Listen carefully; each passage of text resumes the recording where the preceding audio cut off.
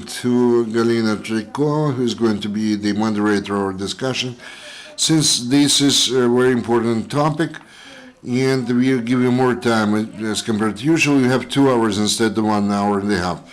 Good afternoon. Since we have the time limitations, we understand that we can have more time. Maybe I thought we could give less time to every speaker, but we are going to monitor and we see, pay attention to all technical devices here. You know that in Ukraine we have the old inefficient political socio-economic model of pension coverage, which supports the old socialist model which we used to have in the Soviet Union times. It almost hasn't been modernized since then, and this striking, let's say, failure of this system to meet the contemporary, the modern demands, both for the benefits of the citizens, business, and society. We're talking about a lot of Ukrainians who are pensioners already, who are, let's say, will return pension soon, or those who are not thinking about pension yet. But you understand, we are going to talk about the pension coverage or pension reform. If we do not take radical steps, the situation will further aggravate. What did Europe regard the problems we face here in Ukraine? They decreased the minimum service record. They had a very strict indexation of pensioners who retired on pension. They decreased the factor, the ratio between the pension and the salary, average salary. Europe downsized the privileges or benefits. They didn't have that number of benefits. First of all, we are talking about the benefits downsizing for the civil servants, but none of the countries of Europe had such bad preconditions as we had in Ukraine, This is the ratio of those who pay their pension contribute to the pension fund, and those who are pensioners, this ratio is almost 1-to-1. Also one of the worst index in Ukraine. We are talking about the age persons funds channel to them more than 16% of GDP. This has never been the case in Europe. You know that in Ukraine we had 2 attempts to reform the pension system. Recently I read the article that Ukraine would like to make another attempt to reform the pension system. The government prepared the draft law to submit to Verkhovna Rada, which we are going to discuss today. Actually, we managed to gather here all the stakeholders of this process and this draft law. We have here politicians. You know that we demand from the politicians to answer 3 questions: what has to be done to reform the pension system, how to do that, and why specifically in this way we have to do that. And accordingly, the politicians are motivated to do for their voters what they promise them to do regarding the pension reform. We have civil servants here, and they have the motivation to protect the state of public interests, including the interests of the state budget. You know that in compliance with our financial system today, we actually subsidize the pension fund, and we are talking that everything is okay or not.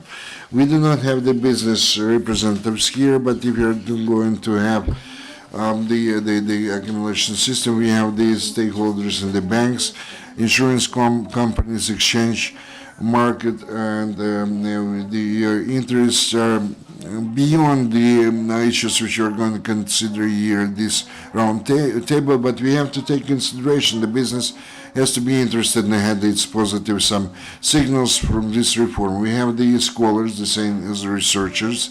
At least 2, you know that the researchers actually develop the system or the approach how to change the pension system. I believe that the scholars and the scientists have to provide the recipe, so to say, how to do that. We have the stakeholders are represented by the mass media and non-governmental organizations. First of all, the RPR reps who are the coordinators of this forum, and also the representatives of the, I believe, Tretiakova could be considered as such, and other NGO representatives. And to finish, to crown it all, we have the international experts, USAID, consulted the Ukrainian government over almost 2 decades regarding the pension reform. We also would like to listen to them today. The only humble request to you, we should use this so-called win-win strategy as a result of all those interests of all the stakeholders. This will actually mean the winning situation for the Ukraine as a whole. We always actually stick with the, let's say, the win-lose situation. So please, we would like to have a win-win situation for everybody, for the country, for the politicians, for NGOs, the sectoral experts, so that they put the plus mark after this discussion. And for the presentation of this kind of draft law 2767, I'll give the floor to the chairman of the Pension Foundation, Mr. Oleksiy Zarudnyi. Good afternoon to everybody, dear participants in the round table. I would like to say, first of all, why we have this kind of draft law, which was mentioned a few minutes ago.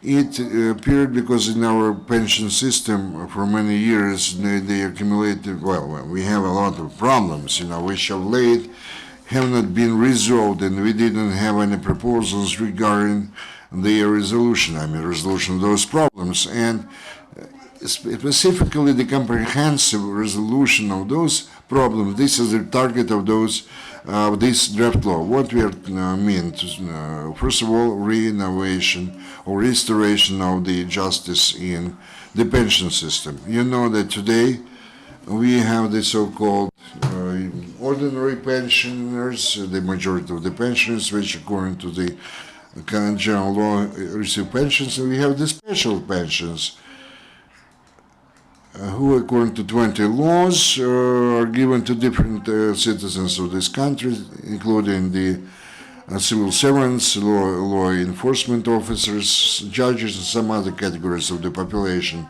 Well, if you are talking about the ordinary pensioners, the average pension is about 45% of their salaries before they retirement pension. But according to the special laws, up to the recent times, the size of the pension could be up to 90% of their salary. In fact, the people who worked on the equal basis and they made an equal, let's say, contribution to the pension system, but the sizes of their pension were different, almost 100%. And again, I mentioned before, we would like to restore the social justice and to introduce for all the categories of citizens the same principle of, let's say, of pension calculation, irrespective of whether it's a civil servant or just ordinary pension. We have to take into consideration only the length of the service record. And the next problem which this draft law has to take care of, I would like to say the restoration of the insurance principles in the system of pension. What I mean to say, today it so happened that practically each fourth pensioner has these or those are different, let's say, benefits for in the pension. Either we are talking about the loans I mentioned before, or let's say the decrease. The increase in the age of pension retirement or some other subsidies to or the additional payments to the pension, etc. So almost 20% of all the pensioners enjoy such benefits. So how those benefits are paid? They are paid today at the cost of all other pensioners. In other words, they made the contribution to the pension fund on an equal basis, but then when the pension is paid, there are different approaches to that. Once again, I would like to emphasize that today all those payments are financed and the cost of the pension fund, and the cost of all the pensioners. This is something which is the payments which are not characteristic of the pension fund. And they amount to about 35 billion hryvnia per year. Given the deficit of the pension fund is about by a bit more than 15 billion hryvnia per year. So the law makes provision gradually, whenever it's possible. I mean, we're talking about the public budget, to eliminate this kind of payment from the pension fund. So the insurance, only the insured pensions. The principle should be the person paid so much to the pension fund, this person can receive the same amount of money. We have several million of people who, if we are calculate the pensions on the existing system, their pension would be lower than the minimum size of pension. So to those pensions, we make additional payments from the pension fund at the cost of other pensioners. In fact, we are talking about the social support which should be covered by the public budget, by the state budget money. So once again, I would like to emphasize that we have the same the objective of this draft law to remove such kind of the non-characteristic payments from the pension fund. If we introduce that into the insurance system, we will have the possibility, the fiscal opportunities, first of all, to balance the pension system, to overcome the deficiency, the deficit in the pension fund, and the most important, to start restoration of differentiation of pensions, and they bring it to put on more modern rails, so to say. And today we have a considerable number of pensioners who have the same amount of pensions. If we take, for example, persons who receive the salary of 80, 100, or 800 or 900 hryvnia or 2,000 hryvnia, they are paid the same pension today. So there is no motivation for them to pay or to contribute to from the bigger salaries. And here we can resolve another big problem. We create the stimuli to legalize the salaries and wages, specifically through the restoration of differentiation, or the possibility of differentiation, the solidarity pension system or the accumulated pension system. As for the legalization, I would like to give you such a figure. According to different evaluations, about 200 billion hryvnia is the shadow salary without any contributions paid to the pension fund. And the losses, annual losses of pension fund is about 60 billion hryvnia per year. And this actually is the main resource, the main source in order for us to stabilize the pension system, its financial status, and then have the opportunity to increase the pensions. But we need some stimuli in order for this salary to be legalized. And one of those stimuli is, in particular, is the introduction of the accumulation system. In other words, the system where the money paid by the person is its property, this person's property, which is transparent, which can be accumulated all over the life of this person. And even if the person cannot make use of those funds, they can be inherited by the next generation. So this system very much will depend the size of the payments. Not on how the formula is introduced for the calculation or the benefits of the pension, let's say, coverage, but when the person accumulates or amasses some of the money, he would be interested in making such accumulation of money. Again, speaking about that system, according to the demographic situation we have today in our country, when in fact, and that was mentioned already, almost one-to-one is the ratio between those who work, the working people, and the pensioners. And given any kind of optimistic reform, only solidarity system cannot ensure decent size of the pension. Already quoted the figure about 45% of the salary the ordinary pensioners get when they retire in pension. This is the ceiling of the solidarity, so to say, system. If we introduce the second level, the accumulation system, sure, they will have another additional source for paying now the pensions, and we actually control calculations.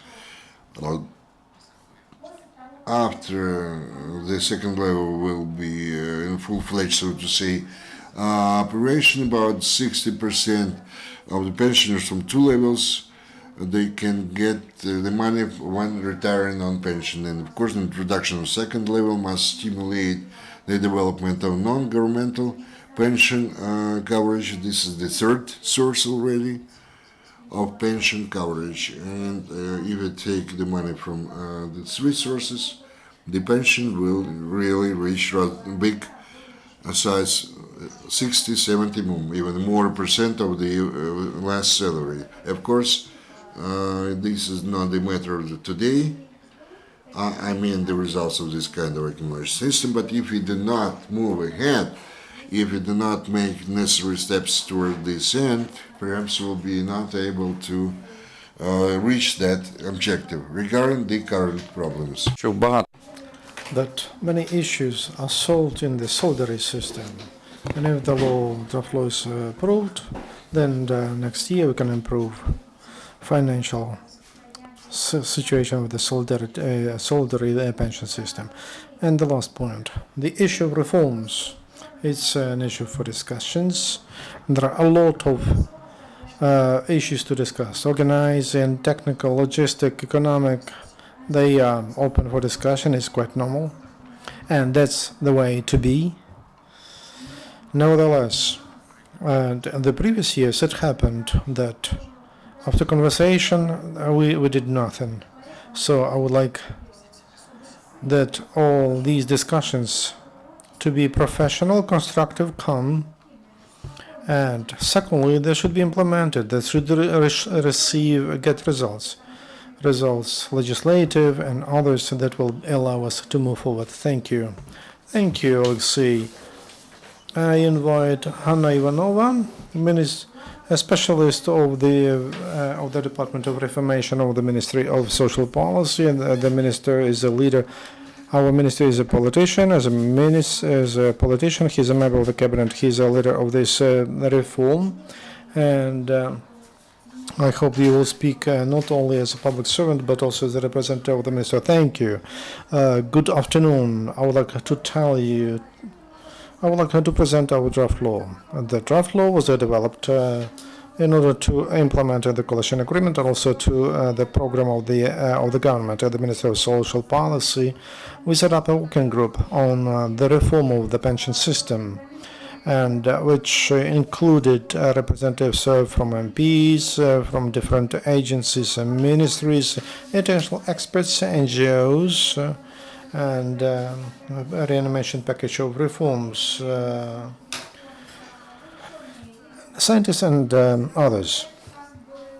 The draft law was developed, and there were a lot of stakeholders. And the draft law is divided into three parts: and how to improve the solidarity system or pay-as-you-go system, and the accumulation system of pensions, and also introduction of a professional accumulation pension system. As to improvement of pay-as-you-go system, here the draft law provides the most important appointment of all kinds of pensions according to the same principle, and also it is provided that all special pensions will be cancelled except pensions for military men, and the most important is that this pay-as-you-go system will not have expenditures that are not common for this system, and that's a big part now.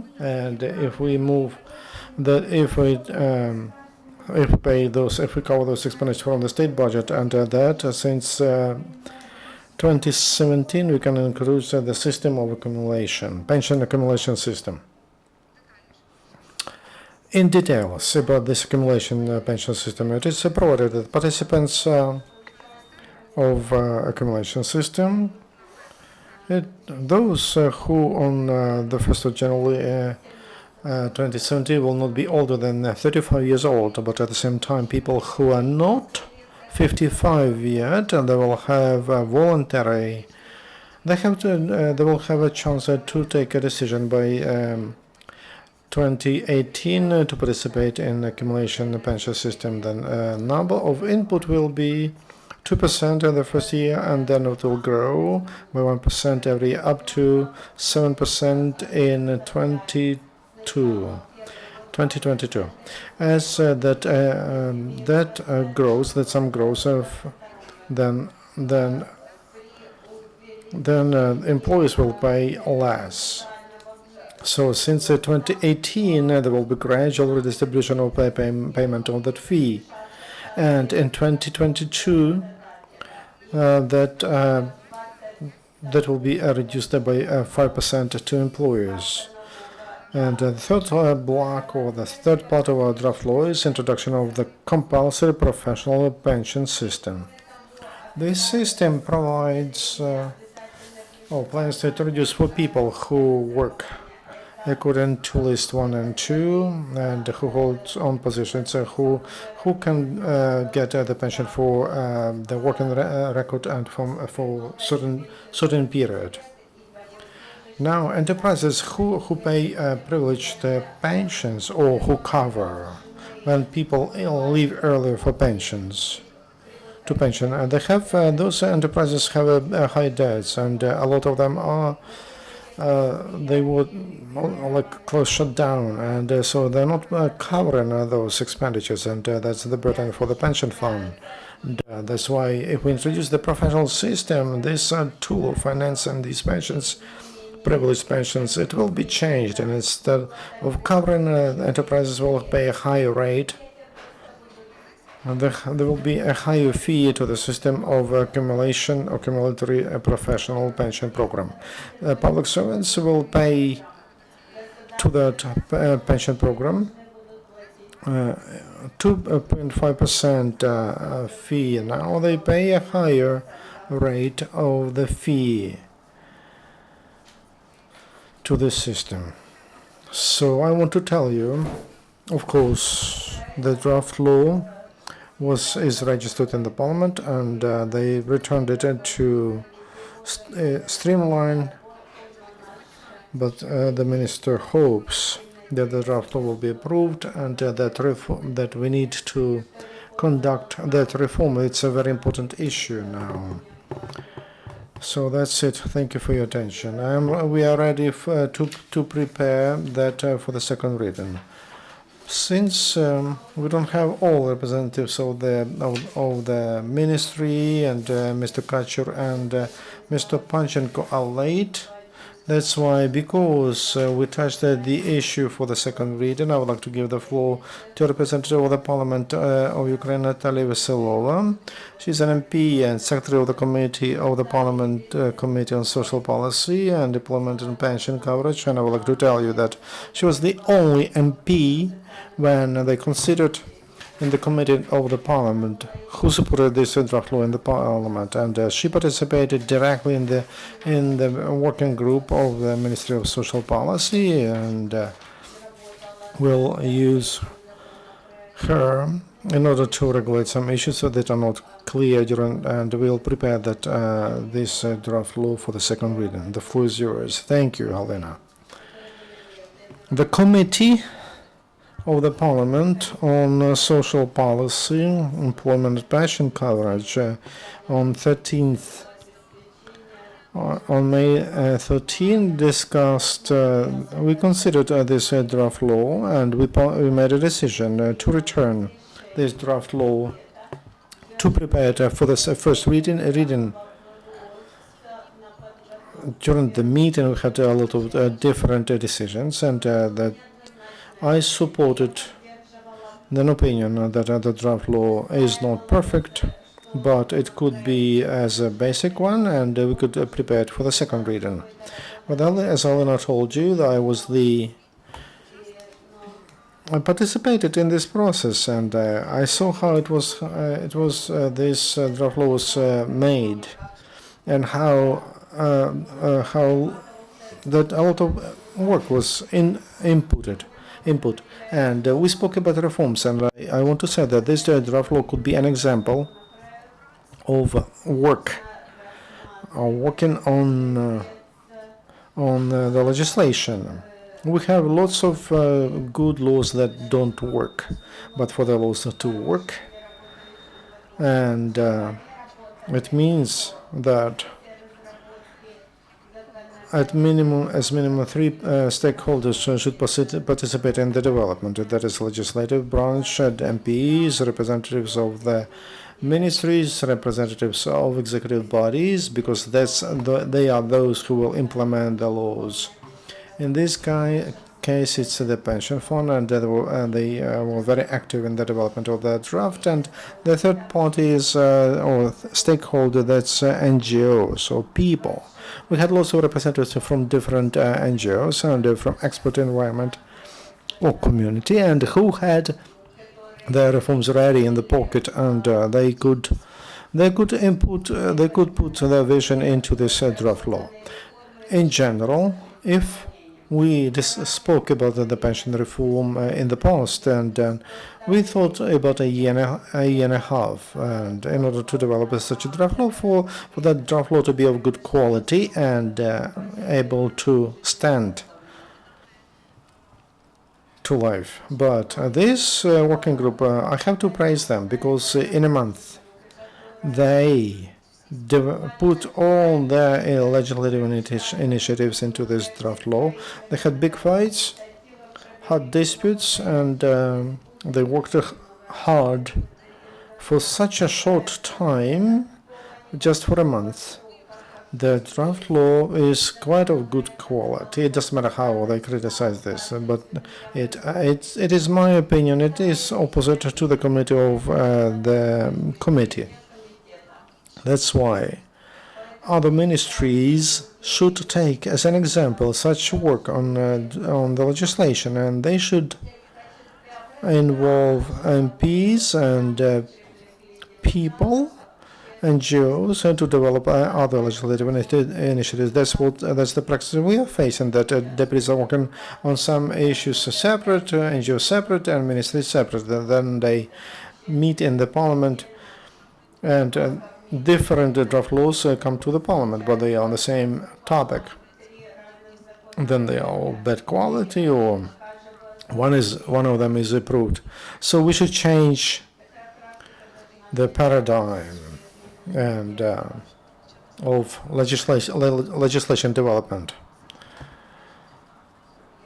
Now, it's quite a good product, and it has future, and it could be we can call this draft law reformistic. Thank you very much.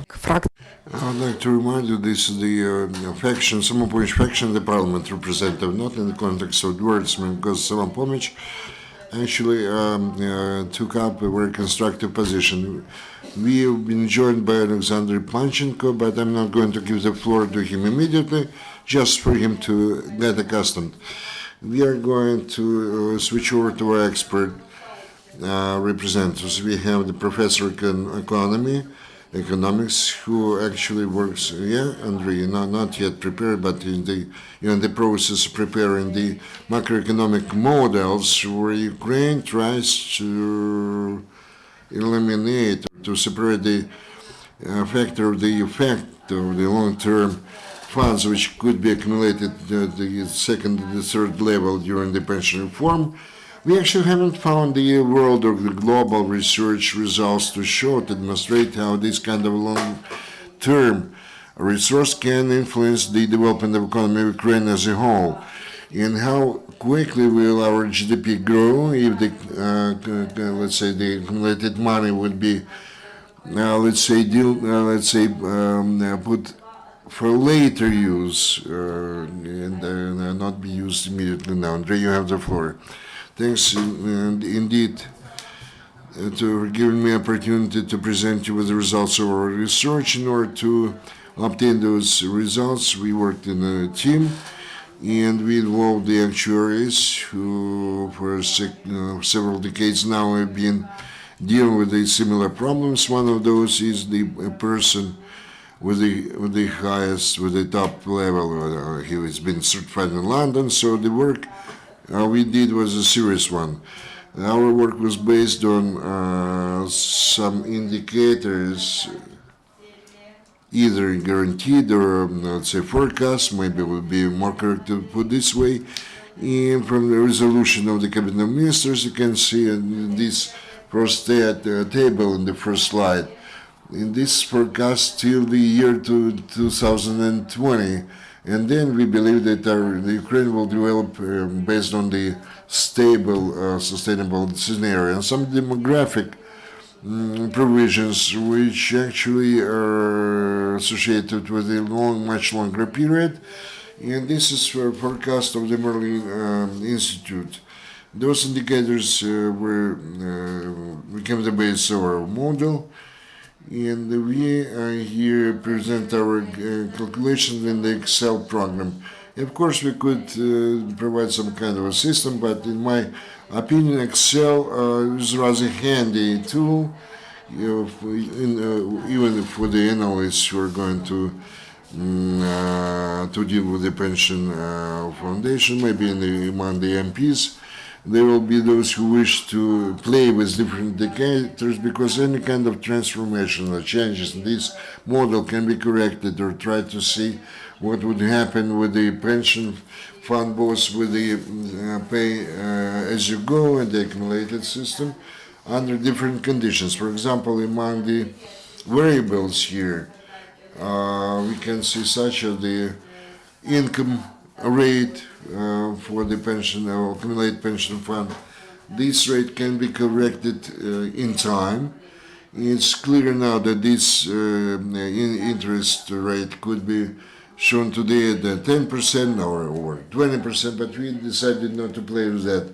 While making our calculations, we did the fixed rates, and based on what we could see in Europe and their accumulated pension funds, and they show the level of income between 3 and 6%, and that's why the figures here are made with the first table. It's the level of 3% in the table, and much depends here on how the companies managing the assets will work for this fund. Also, the scenarios could be the percents which will be distributed to different funds, both for pay as you go or the accumulated system.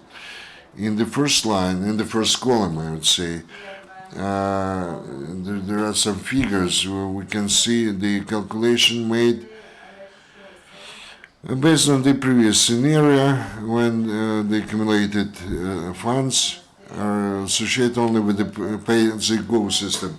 The average level is 37.5% and 0 for the accumulated system. The second column shown in red, according to the provisions which are fixed today in the legislation, according to the latest changes. And it so happened, 37.5% when we, in case of gradual, 2, 3, and 4%, and then 7% we reach. We show here not the dynamics. We do have dynamics as well, and you can always have an access to see, depending on what our model is going to show you. Shows you. Here we try to demonstrate the result of our calculations when the system becomes stable, sustainable, when all the people are going to pay. Well, those who are today of 18 years of age, when they retire in pension during the whole their life, would pay the money to the pension fund based on these calculations. And then we have several such options which we showed here. Again, we leave the total level of, let's say, the payments, but we have 50 to 50% between the pay-as-you-go system and the accumulate system, and the last one only accumulate system. You can see what the substitution factor means. And here we have the ultimate results of those calculations. Let's put it this way. According to the first option we had before, we always reach about 50%. 0.5 is the substitution factor. If a person works for 40 years and using this factor 135, if you recalculate at the level of substitution,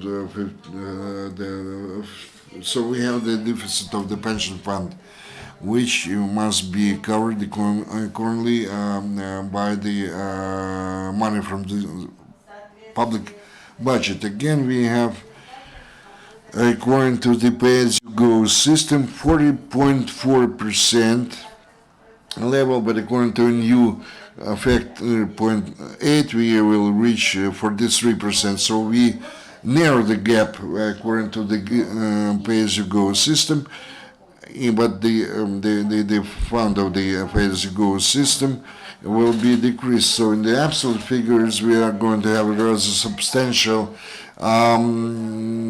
benefit here, or advantage, according to different level of income, which will be shown by the accumulated system. For example, we have 3%, then the level of the substitution from the accumulated system 11 point something, and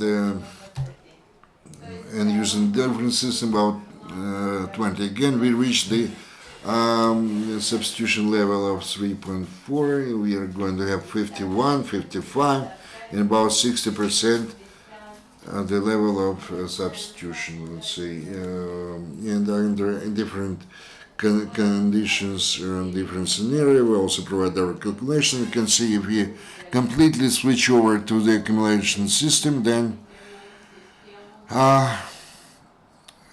given this 3%, we will reach the level of substitution about 60, 40%, 4%, 79, and when we have the income indicator 5% over the 50%. A lot of figures, Andriy.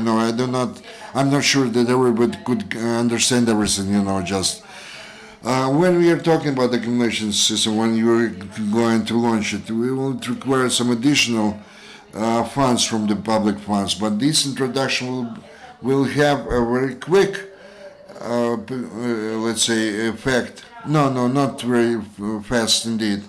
Okay, but if those funds are going to be used for the renovation economics, and this economy or this segment will give us a chance to increase the salary of the people and the improvement of some other indicators. Thank you, Galyna. Not really fast. This will happen. If you're talking about those provisions which are fixed by the legislation today, those people who are now under the 35 years of age, in 25 years from now, they're going to retire on pension on the average. So then we'll start to repay the payments from the accumulated system. By that time, the accumulation system will be we accumulate the funds all the time, and the pay-as-you-go system will somewhat decrease, not really drastically decrease.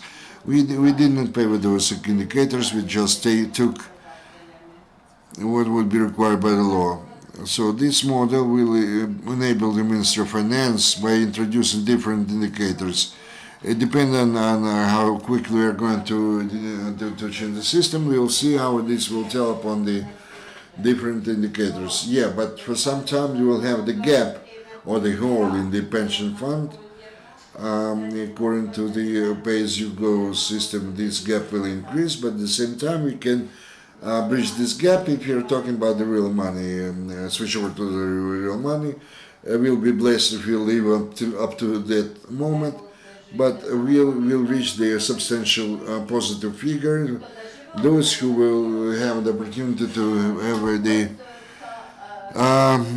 complete opportunity to use that money. I would like to give the floor to USAID, the organization which actually was involved in the pension reform for a long time now, and to give an information, just to share the maybe international experience, what kind of this experience can be adjusted to be used in Ukraine. We have two co-speakers, Gary Hendrix and Natalia from same USAID. As some of you, oops, let me do this.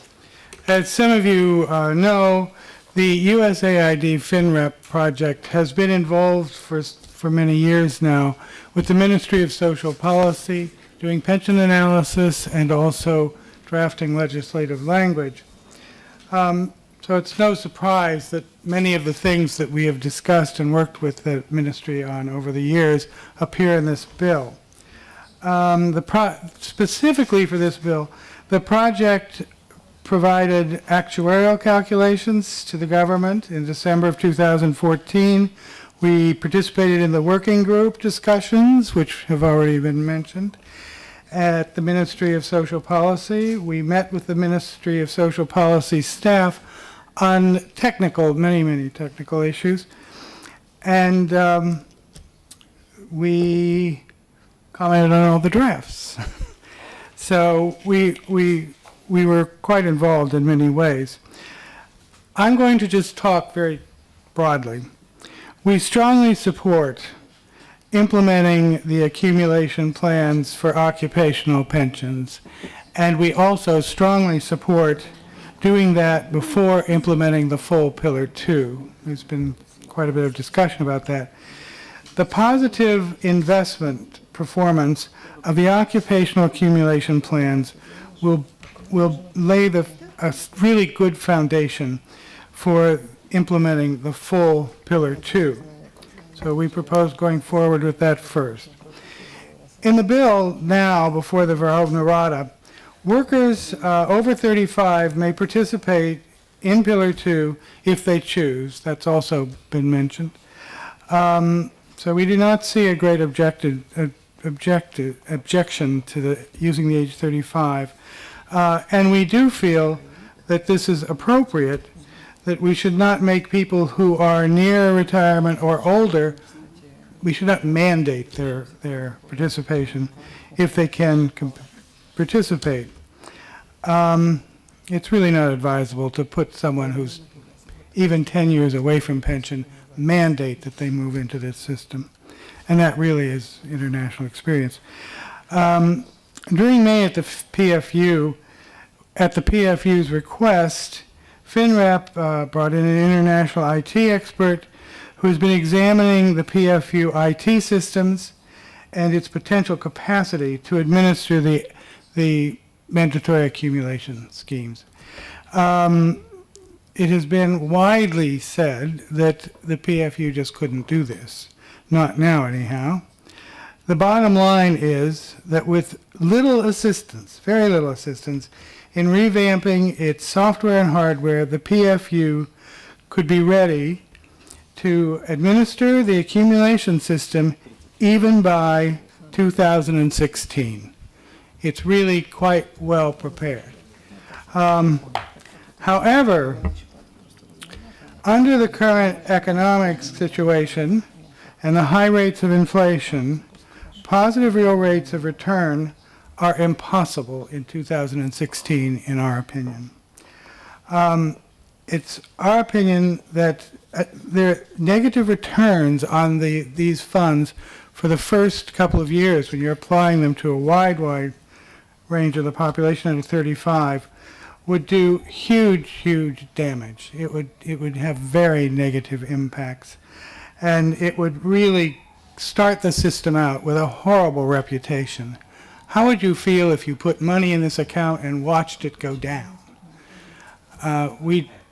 Yes, very unhappy. We really feel that we must wait. Now, we feel though that we could go ahead with the occupational schemes, the mandated ones, first and early, just because of the experience it would give us and because it would teach us how to make these funds perform.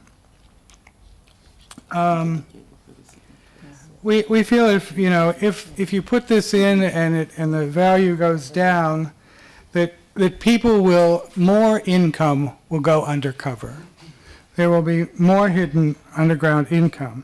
So we would assure that the meager pensions that workers have today would be even more meager in the future because they wouldn't be making contributions.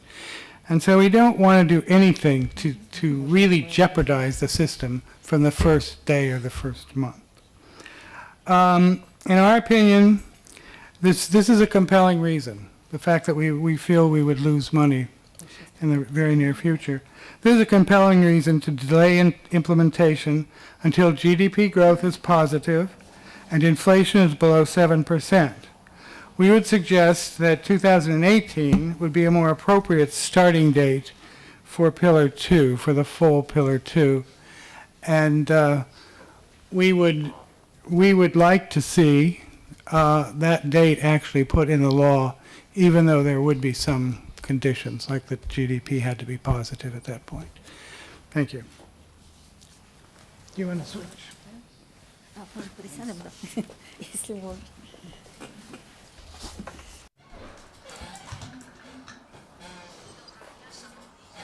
Good afternoon.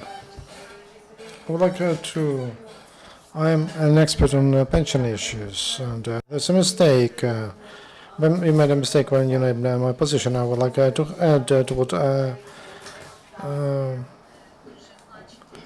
what Gary Hendrix told, and it's positive because it outlines our future system, and it's clear how it will work in the future, and outlines all the components provided by our law. Three-level system or three-tier system, and we will see how it will be developed. I would like to say that what is also it's positive that not common payments and from a basic system they will be moved away, and this issue was there for long, and now there could be a solution for it. Also, it's positive that we start redistribution of the one fee between employers and workers.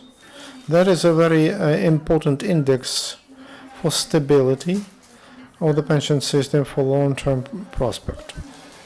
It's a very important issue because any system should be financially stable, and it should provide pensions on a certain level. Also, it's positive that with such an index, that privileged pensions they move from to accumulation system, and also we will introduce this accumulation component.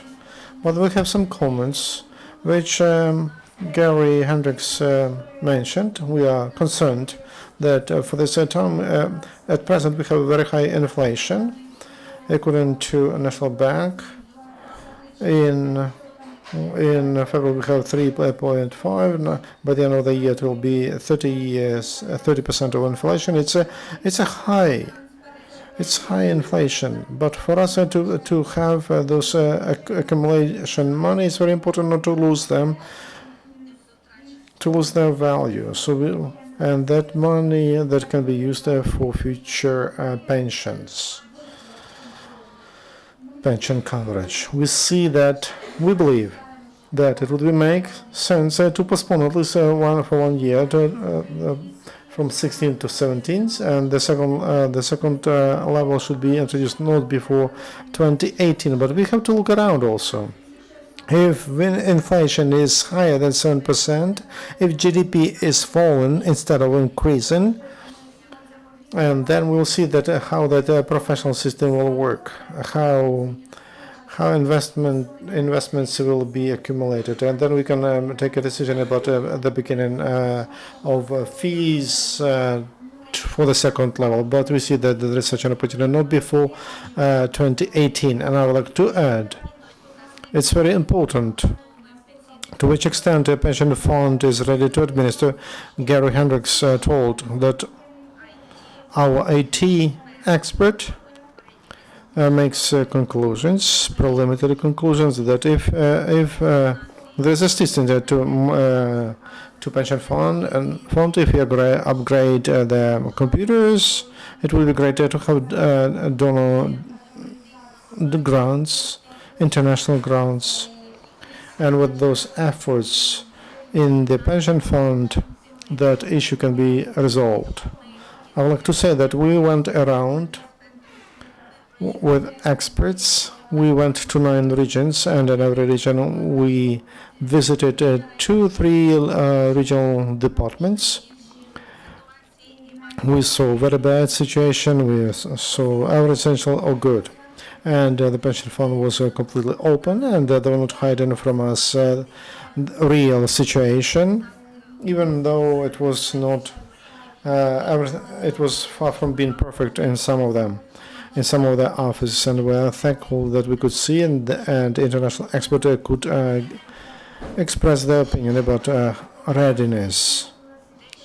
One more concern. For quite a long in the pay-as-you-go system, the pension is not growing.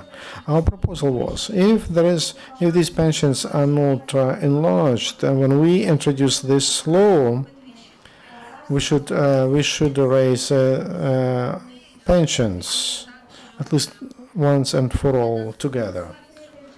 Maybe we could use as an index of growth of that salary or income to the or revenues to the pension fund compared to the previous years. So we should calculate the financial capability of the pension fund.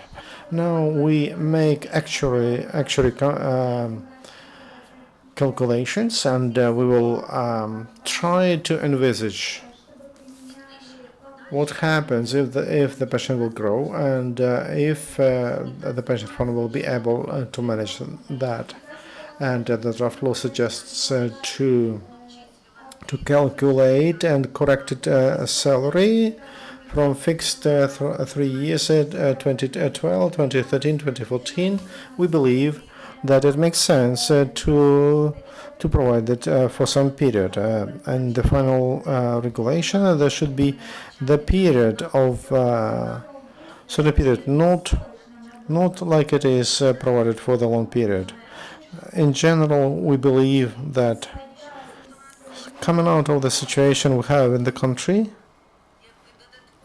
and if there are efforts from all the parties, it's possible, and we need to introduce the second level.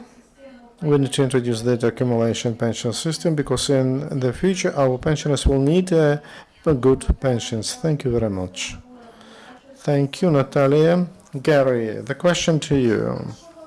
We heard that we have problems, and NGOs paid attention to that, that inside of the pension fund we don't have electronic register of all the pensioners. And can we count that we will get assistance? And that there will be, can we count on such assistance? As Greece and Georgia show the experience that we can get some compensation for indexation of pensions. That's the first question. Also, experience of introduction of the second level state accumulation fund. Is there experience how to introduce a state accumulation fund in addition to Russia and Kazakhstan in European countries? Is there such experience? Could you explain? Could you brief us on that? The first question, assistance. My checkbook's not very fat. I don't have very much money. But as we sit here, 2 of the senior people from the PFU are meeting with the World Bank, and one of their experts in IT and IT systems, who's worked in many places around the world, who works for the World Bank in Washington, D.C. I've worked with him before. They're sitting talking to him about what really is needed right now. I don't know where that discussion will go. I will meet with him after this meeting. And the PFU has also met with USAID to seek their assistance. I talked to one USAID person who seemed quite positive. Those are not guarantees, but I think what we can say is that the PFU and the USAID FINREP project are doing just about everything we can. And there are other sources of money in the EU, in DFID, and other places that we can seek. We will try everything we can. Even without, the issue for the money has to do with the hardware. The PFU's hardware, their computers, their servers, etc., on average is 2 generations behind the IT sort of curve. So their computers are on average 10 years older or more. That's all right, and they have incredible IT people in the field who fix them and keep them running correctly. But you know, they could stumble along for 5 more years with that equipment. So we do have some time to get it. So it's not like the system's going to crumble a year from now or anything like that. Your second question was? Oh, yes. You know, there have been many Pillar 2s. And they have gone many different ways. There are successful ones. I think someone mentioned Canada, Australia. The successful ones are mostly in the more developed countries. The less developed countries have had to struggle harder. I think that one advantage that Ukraine has, given that it doesn't have very many in this area, is the experience of all these other countries. I think in how the legislation is written and how the whole thing will be implemented, and given the PFU's sort of knowledge and different options that we're now considering for how to independently get this money invested in many places, I think if the timing is right, I think Ukraine has a good shot. I think they have a better shot they have a better chance than the countries who did this early on. Окей, дякую. Я думаю, все рівно ми підемо. Thank you very much. I think we will choose our way. If you believe that at present we have at the second level, we could have a discussion. If to read attentively the draft law, it says that the pension fund must function as a self-governed agency. 3 parties will be in the board, supervision board, and it will not be state enterprise. If money will be accumulated in the accumulation fund, the private companies will invest them. And it will be, again, it's private companies, not the state. So we need to look where a second level will be in a centralized way working and where private funds will use that. Because there will be a choice for people whether they will pay fees to the second level in a centralized accumulation pension fund, or to choose any and to direct those fees to all them. So I think there will be no problem here with that. And we have representatives of academic community. Ну, директора інституту. I'm director of the Institute of Demography and Social Research, named after Matyuh of the National Academy of Ukraine. I personally know her for a long time. I know that this person, almost 2 decades now, is the favorite of the accumulation pillar. So I would like the researchers send to our politicians and the civil servants, give them the hope that the Ukraine will have this kind of pension system. Is there such a hope or not? You have to tell us. So that in the final analysis we have decent pensions on the one hand, on the other hand, maybe 10 or 15 years from now, USAID comes to Ukraine and disseminate the experience amassed by Ukraine to other countries where the pension the system will not be that developed as in Ukraine. Thank you much. The first thing which I would like to say, you have to adopt this law or another law, but we have to say goodbye to the one-pillar system, though the URI, it's a two-pillar system, but it's necessary to do that. Now, this is something which I cannot but emphasize here, specifically talking about this very law. What I do evaluate highly, the number one, cancellation of the so-called special pensions, though today it came to my mind that the privileges or the benefits associated with that should be preserved not only for the military servicemen, but at least for the policemen as well, because those people put their lives at stakes, because we have specifically outlined who will enjoy those kind of special pensions, who not. And the second point which I like is at least switching the list 1 and list 2 to the accumulation rails. Actually, we could do that even 2 decades ago. At least in the year 2003, we definitely could do that, but we did not have the stamina to that or the will to do that. And I agree with Natalia that the beginning of the redistribution of contributions between the employer and employees, because in our country, everything is paid by the employer, which is not the case the world over. But we have to understand clearly that in fact that means that with the time passing, we are going to introduce something like additional tax on salary. The salary will decrease because the employee is going to pay that money. We have to understand that.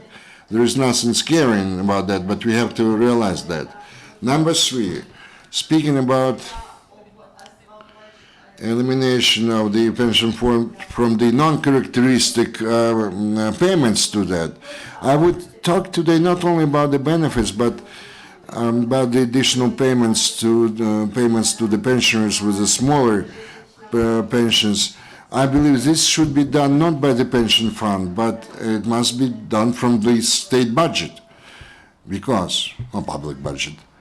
Well, this should not be done at the cost of other pensioners. I would put it this way. And honestly speaking, I do not really understand this kind of distribution. There is the pension fund and there is the state budget. Excuse me, there are some public financials. If the pension fund lacks some money, this must be compensated by the budget, and the state budget does that. So let's stop with playing from just putting one role, let's say, prerogative from one plate to another plate. With due respect to Oleksiy Zarudnyi, I do not agree with the increase of the pension from the pay-as-you-go system. In my opinion, if we're talking about pay-as-you-go pension, they have to provide all the necessary funds to save people from the poverty, and the compensation should be provided by the accumulation system. And the fact that in 2003, well, it was a real bad mistake we committed that time. We put everything on the pay-as-you-go system, and we had that we have to differentiate based on the age and other, moments, and as a result, we have what we have. If we did not do that, the crisis in pension would be not that drastic. If we said that we are going to pay a certain sum, minimum sum, and then everything will be additionally paid from the accumulation system or whatever. In my opinion, given the modern demographic situation, I believe that the coefficient of substitution could be 35–38%. This is a normal substitution factor. Because I'm sorry, we have the same number of pensioners and those who pay to the pension fund. So this payment from the salary is a kind of a substitution factor under those conditions. I'm far from thinking that this coefficient might be like that, but the rest required, or the amount should come from accumulation system.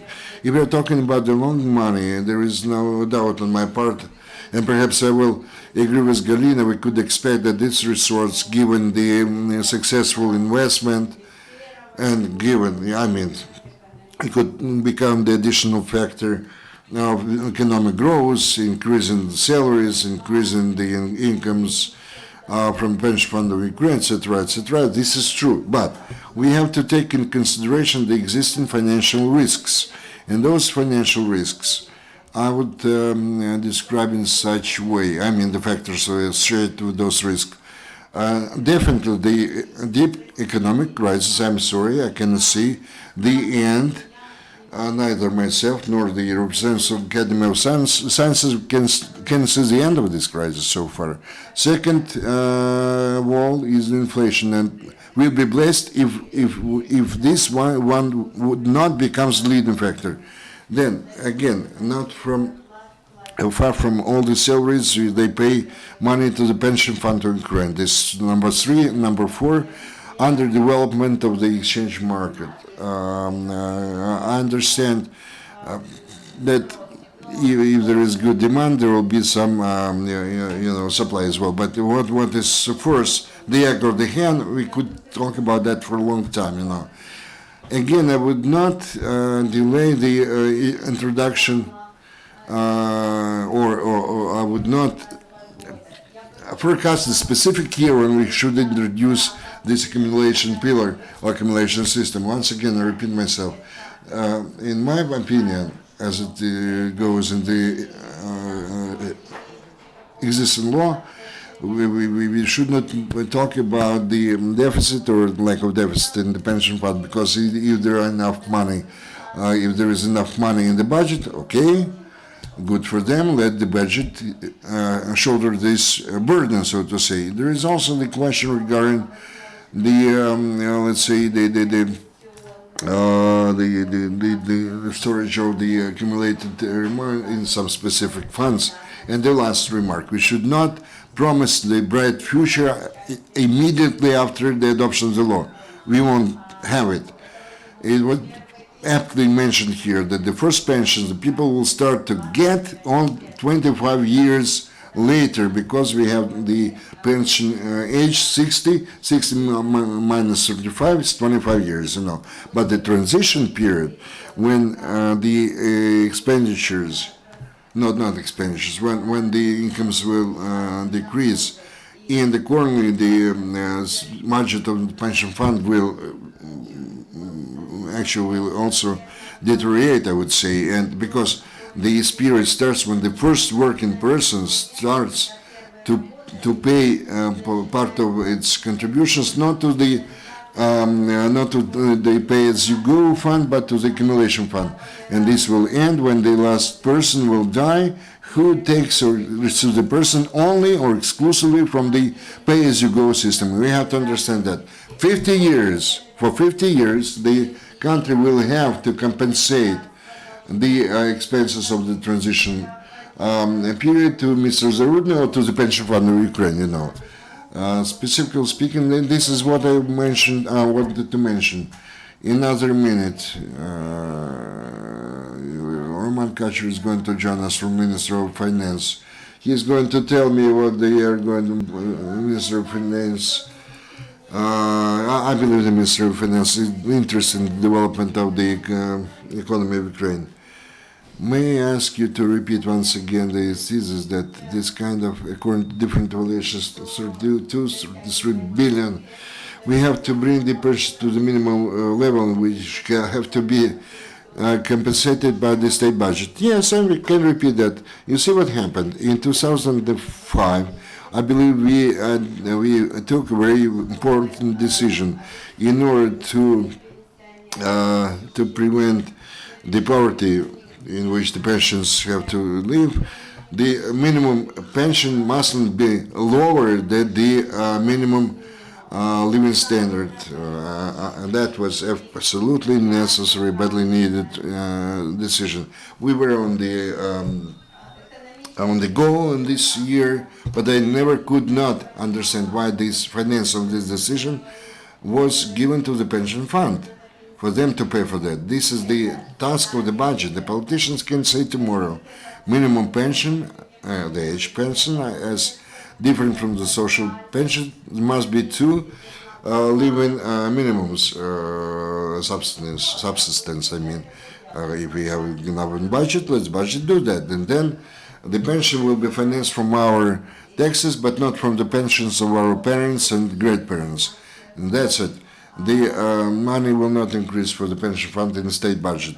And the last thing, we do not have a separate budget of the pension fund, and we do not have a separate state budget. We have the public finances, which include both of those components. Thank you. Regarding the public finances discussion, I believe that the Minister of Finance will be involved in that. I would like to involve this discussion the presidential administration representatives. Unfortunately, the public finances are not privatized. We finance only the healthcare system. The public finances also include the pension fund expenses, the healthcare expenses, and all our social programs. And to balance the expenses and the incomes, and let's say the assets and liabilities, something which is our state spends for us, is impossible. Of course, the Minister of Finance is a kind of the intersection. They have to provide, on one hand, the incomes, which could affect the taxes, but we cannot, in fiscal way, to increase the taxes because we are not going to develop in that case. There is macroeconomic law. If we are going to increase the burden on our business, in this case, we cannot, as being a poor country, we can develop further on. The floor is given to Roman Kachur. Unfortunately, you were not present during our discussion, but I believe that you can orientate in between, because Roman is responsible for social issues in the Ministry of Finance. Thank you for the chance given to me to speak here. Unfortunately, I could not join you earlier because we had a meeting with the participation of the President. The first thing which I would like to mention here, speaking about the situation described before, definitely the issue of payments and public funds is considered from the taking into consideration the social importance, strategic importance, etc. We consider it from different angles. We do try to consider that in a comprehensive way because we have the daily monitoring of the movement of money. We understand that today the sources in addition to the pension fund, the transfer from the budget and the issue of the cash, the gaps, which is taken care of by the Treasury. And there are three more sources to do that. So the state really takes care to fulfill our obligations according to legislation without any delay, and which is the case today. So we consider the situation in its complexity, so to say, in its comprehensively. Speaking about the stability of the situation, I believe we all understand there are a lot of different calculations. Everyone can come up with his or her own calculations, how the system is going to work further on. If we are talking about financing not from the own funds of pension funds, will increase year in, year out. And so far, we do not have any other mechanism today so to correct this figure. At the same time, we have a clear understanding regarding the possibilities of the budget, which even today, if we take this figure of transfers, it's about 5% of GDP, about 100 billion hryvnia per year. We understand that we have to understand and establish for ourselves the opportunities for growth, because when we take the money from the economy to spend it on a daily basis, we actually we deprive ourselves of the possibility of growth. And when we are talking to decrease or increase the taxes, so I would like to start a discussion what we have to do to increase the contributions to the fund. Short-term, long-term, mid-term, whatever, but we can talk about different reforms. But main targets or object to us should not be the figures or the tax rates, but the system which would make it possible to increase the contributions or the, let's say, and you know that the emphasis of this year's reform is put on the administration in the simplification, and parallel to that we prepare and the respective reforms in this state or the public fiscal system, and changes regarding the simplification of administration. And we have something which has been adopted already. We have a lot of foreign advisors working here. And we have some in-house discussion regarding who is going to be responsible for the incomes and the expenses of the pension fund. Since I'm responsible for the expenses or expenditures, I'm with you, And I really would like to, the next year we have the situation when all the commitments, obligations be fulfilled. Now, speaking about pensions per se. І структуру виплат пенсійних ми бачимо, що 80% – це суми до 2000 гривень, або якщо в переводі на валюту там, до $100, які в порівнянні з будь-якими показниками є надзвичайно низькими. Ця сума стала об'єктивною в силу, напевно, різних економічних обставин, але ми бачимо на сьогодні, що необхідність її підвищення є вже на сьогодні, прийнято рішення про підвищення грудневе, ведуться дискусії з профспілками щодо наближення і можливості, але цей тиск завжди буде і буде продовжуватися, бо об'єктивно цифра є надзвичайно малою і нам необхідно працювати над тим, щоб збільшення повинно бути, звичайно, прив'язано до можливостей, ті, які є фінансові, воно тільки так і буде відбуватися. До 20%, як я вже зазначив, це сума, яка перевищує 2000 гривень. Напевно, логіка і вже запропонованої змін до пенсійного законодавства. The logic of amendments in legislation, legislation, it will be directed at reducing different benefits and moving dynamically. So that's why this is the logic which will be in all the rest of the changes. And we understand that with saving on 2000 is not enough to cover that difference. So we should look how to issue those pensions more focusedly, and we should look on how to improve how pension fund will earn. If those things are not provided, if there's no efficient decision, probably we'll have to take those non-popular decisions everybody's talking about as to pension age, etc. But this is not on the agenda. In the government, it is not discussed, but we understand this is the last reserve. And will be pushed to that, and our partners abroad will push it if there is no efficient dynamic of reforms in Ukraine. Now, briefly about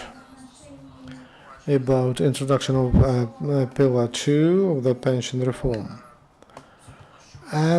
It's clear that changes, it's possible when economy is on growth. And despite the fact that there are several limitations, age of 35 and categories that get under it, and nevertheless, this is taken a resource from the pension fund, and it will move to Pillar 2. There are some questions, and we see that inflation is on the level of 30% this year. Instruments that could provide profitability, which will be higher than inflation for at least 2-3%. They're quite limited, and which have adequate level of risk, because that pensions should be maximally guaranteed. We had several internal discussions, and our position is the system should be introduced under favorable conditions. So we should establish some parameters of growth of economy, inflation, and internal minimal basic infrastructure of the fund market, and afterward, these things can be introduced efficiently. Of course, we don't need to exclude them from the existing law, but when they are enforced, they should be clear. And also, you spoke about additional payment up to the minimal level. At the minute, now, it doesn't matter from which pocket we take that money.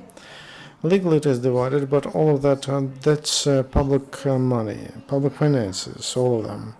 That's why change of the formulation, like, it will not solve the issue.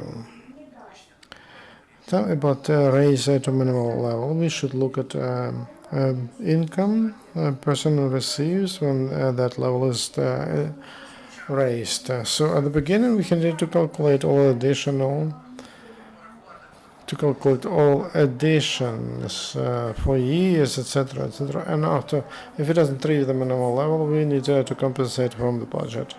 Now it works differently. I would like to comment, thank you, Roman. I would like to comment to the further that this draft law doesn't have a raise, doesn't speak about the raise in the pension age. As to the pension age, raising the pension age can give us effect for the pension fund only under one condition. If we right away, if we raise pension age by 5 years, then there will be an effect. But that means that we will undermine the labor market. If we wanted to be civilized, like we started with women, there will be zero effect. And I want all of us to understand that, and the government, they understand that. That's why just to agree with the pension age raise just for declaring, it makes no sense. It makes no sense.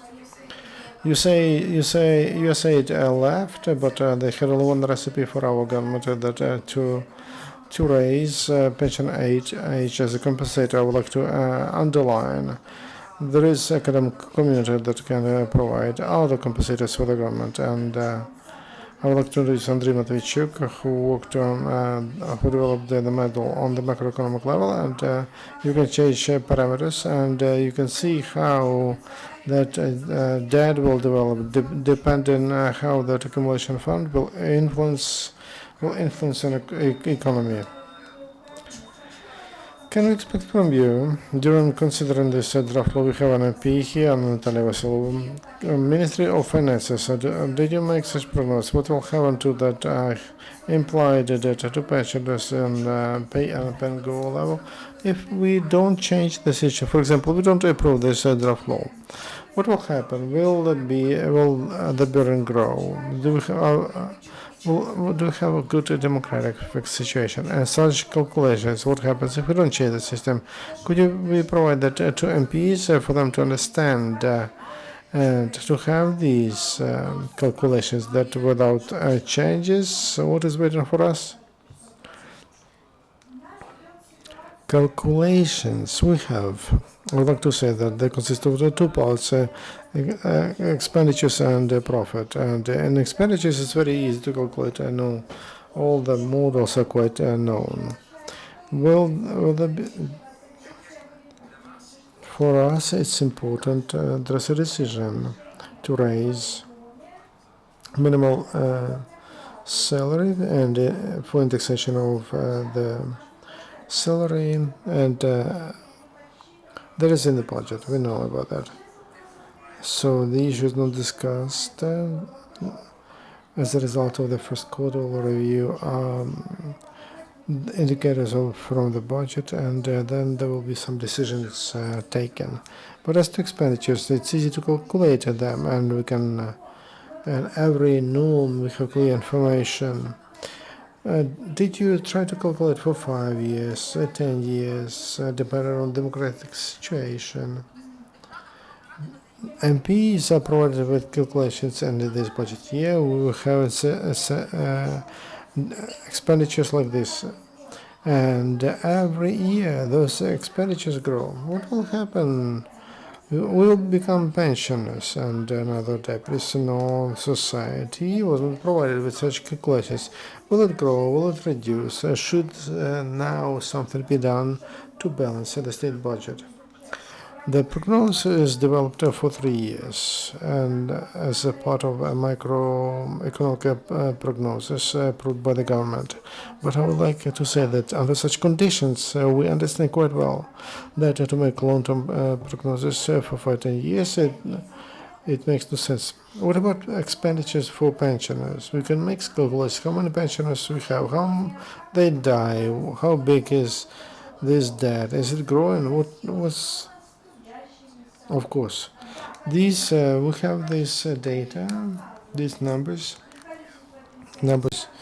of pensioners and the pension fund. It's not difficult. There's no difficulty with these numbers from the point of view expenditures. We understand that pensions were not indexed since 2013. That's why any anticipation can be done. And if there is a profit part, what kind of profit and gap should we come from the state budget? Okay, I didn't get the answer. We'll continue talking outside of the round table. During the last and